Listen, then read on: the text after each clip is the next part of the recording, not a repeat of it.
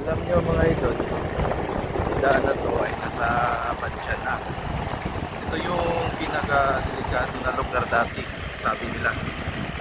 Kaya nilagyan ito ng mga solar lights.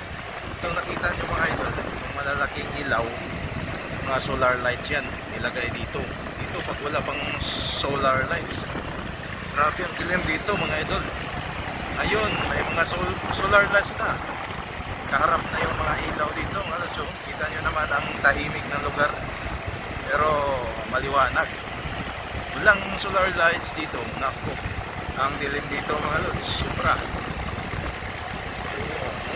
Kita nyo naman ang lugar.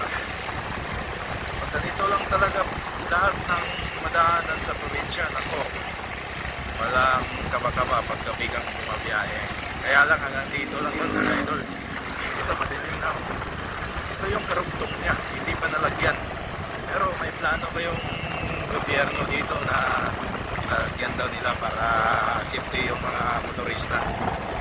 Okay, hanggang dito lang mga lods. Ingat kayo sa biyahe palagi.